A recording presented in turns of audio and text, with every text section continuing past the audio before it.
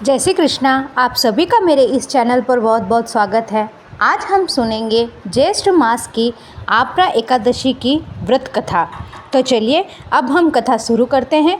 उससे पहले अगर आप मेरे इस चैनल पर नए हैं तो मेरे इस चैनल को सब्सक्राइब करें और आपको मेरी ये कथाएँ कहानियाँ कैसी लगती हैं कमेंट में ज़रूर लिखें। तो चलिए अब हम कहानी शुरू करते हैं। युधिष्ठिर ने पूछा, जनार्दन, ज्येष्ठ के कृष्ण पक्ष में किस नाम की एकादशी होती है?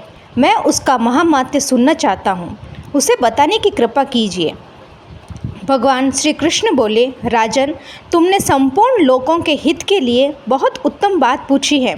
राजेंद्र, इस एकादशी का नाम अपरा है। यह बहुत पुण्य प्रदान करने वाली और बड़े बड़े पातकों का नाश करने वाली है। ब्रह्म हत्या से दबा हुआ, गौत्र की हत्या करने वाला, गर्भ अवस्था में बालक को मारने वाला, पर निंदक तथा पर स्त्री लंपट पुरुष भी अपरा एकादशी के सेवन से निश्चय ही पाप रहित हो जाता है।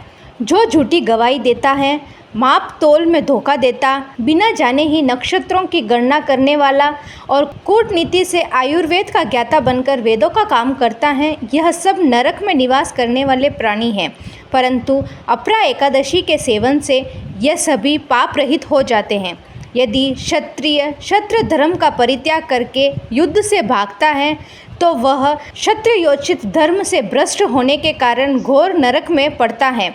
जो शिष्य विद्या प्राप्त करके स्वयं ही गुरु की निंदा करता है, वह भी महापातकों से युक्त होकर भयंकर नरक में गिरता है। किंतु अपरा एकादशी के सेवन से ऐसे मनुष्य भी सदाचित सद्गति को प्राप्त होते हैं।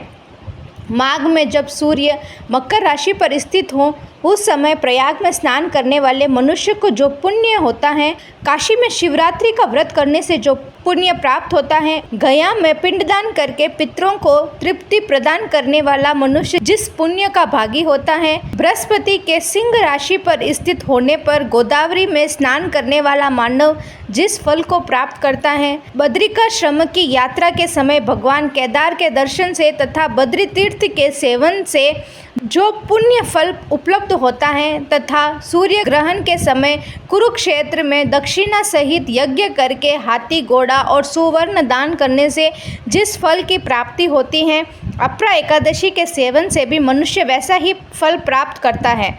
अपरा का उपवास करके श्री भगवान वामन की पूजा करने से मनुष्य सब पापों से मुक्त हो श्री विष्णु लोक में प्रतिष्ठित होता है।